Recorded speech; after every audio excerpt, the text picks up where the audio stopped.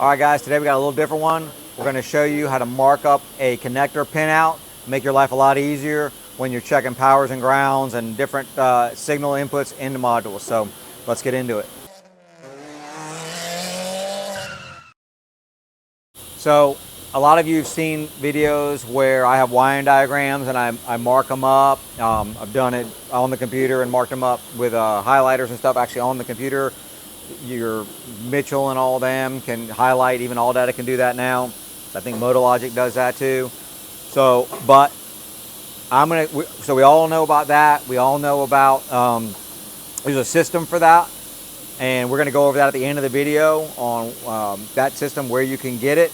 But right now what we're gonna do is something a little different. I'm gonna show you a connector pinout on a vehicle that we're working on. It's a bit of a problem vehicle. So we feel like that the engine control module is bad, but I went in and had to check a bunch of powers and grounds going into this thing, plus some other signal inputs. And while I was doing, I thought, well, this might make a great video separate from the vehicle to show you guys how I mark those up, so you don't forget something, or don't miss something, not forget. So come on in here, let me show you. So we're going to use basically the same coloring that we would do with a wiring diagram. But what I do is I print out on paper the connector pinout. So this is just on a 2005 GMC truck, diesel truck, intermittently shuts off, and we've narrowed it down to where we're losing our injector output from the PCM to the FICM. So what I did was I went in, and the first thing I'm going to do, and it does take me a little bit of time because I'm going through these papers several times, but I don't want to miss anything, is I'm going to take, basically it's pink but red, and I'm going to look at all the power inputs into the engine module, or into whatever module you're looking at. This is for any module you're doing. So what do we need in a module to make sure it's good? We need to make sure we're not condemning a module that could be, something else, some input that's a problem. We need power. We need good power. We need good ground. We need communication bus, and then we need whatever signal inputs and reference voltages that obviously coming in and going out.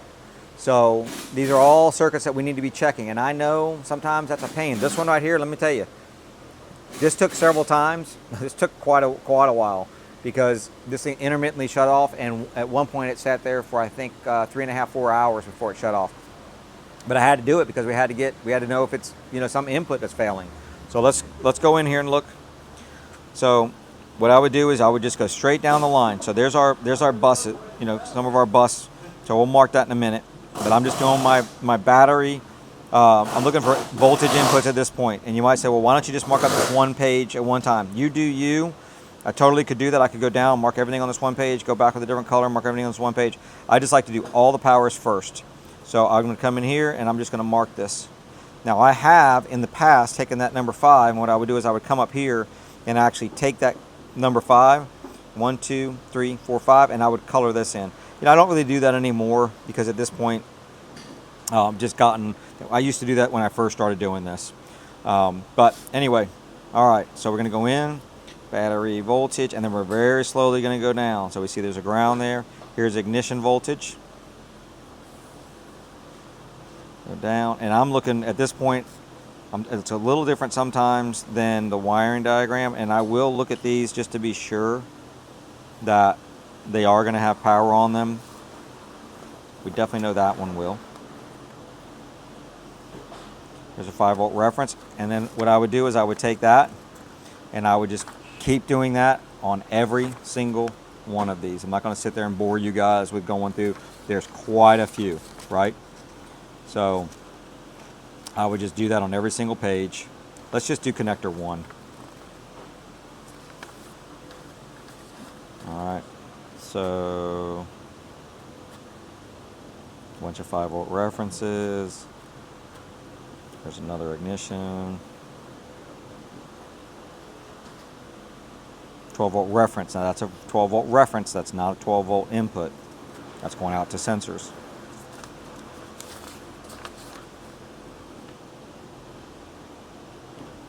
And I'll note some things that I want to look at. So I definitely want to look at that FICM relay control just because I was curious about something, so I did look at that.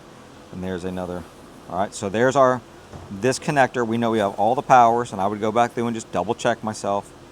right? Make sure I don't miss anything, because I tell you what, it's a really bad day when you go through real quick and you miss one, and then you put a module in it and it does the same thing, and then you go back and find a fuse blown. And let me tell you, it happens. All right, so then what I'm going to do is... Just for anyone watching, why would that one, since it says voltage like the other ones? This is fuel pressure regulator solenoid supply voltage. Yeah. So this is not voltage into the module. I'm looking for voltage into the module, supply voltage to the module, not out to things. Yep. All right, so now I'm going to go ground. And, you know, I like to use these colors. Again, we'll go over that. And sometimes grounds can be, you can see some weird grounds. You might see sensor ground, something like that, or you just got to know. And sometimes you got to look at a wiring diagram. We got to compare this to a wiring diagram. I would always be looking at a wiring diagram before I did this, just to be sure I've got everything, and I'm not looking at something weird with a ground or something. All right, so that's one ground on this connector, and that's pin 9, so it's going to be some small ground somewhere in here, right? So all right, then I'm going to go communication, and again, whatever colors you guys want to use for that, whatever works for you. I'm putting it in blue right now. So there's the data.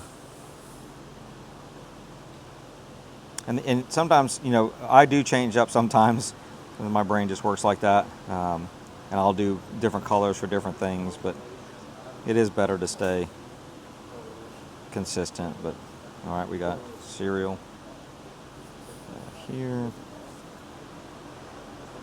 All right. And be very thorough when you're looking through here. Read every single line.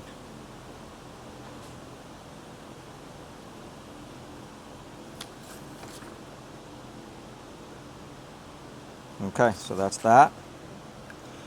Now, you also are going to want 5-volt references. So 5-volt references, or any references. It could be 12-volt reference. So here's a 5-volt.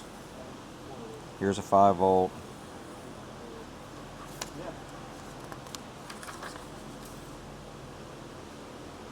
There's a whole bunch of 5 volts. And why you're looking at those is because if you've got a sensor that takes down one of the reference voltages, that could take down the module. Here's a 12-volt reference. So some sensors, and I'll tell you that that's going to probably be the, I think that was the cam and crank sensors work on 12 volts on this one. All right. All right, so that's that. Now, because I did the colors a little weird, I'm going to do orange, even though orange I wouldn't normally use for this, but I'm just showing you guys. So let's say I want to see some input signal. For example, I want to see a crank sensor or cam sensor, which is not on this connector. So let's just go through the other connectors. So this, I believe it was on connector 3. So real quick, go to that. I want to say it was at the very end of connector 3. Yep, so here we go. So normally I think I would do these in blue, to be honest with you, but and sometimes I'll mark them over here, not color the whole thing, but I can see it, depending on, you know, if I don't have enough colors or something. But so I want to check those going in because it was shutting off, and I was losing that output for the injectors going to the Vicum, so I definitely want to check my cam and crank. There's more grounds and things on this connector, but that's how I would do this. And that way, when you take this over to the vehicle, right? So you've got this, and you're at the vehicle. It's all marked up. You're all good, right? Now I'm looking at the connector. I'm looking at this, and I can compare colors, so I can see, okay, where's my number 1 pin? Because a lot of times, guys, we're looking at this, and this is looking at the pins, not at the top. So we got to, you know, manipulate this thing around how we're looking at it. So I like to look at the colors, and hopefully the colors match up. It's a whole nother discussion.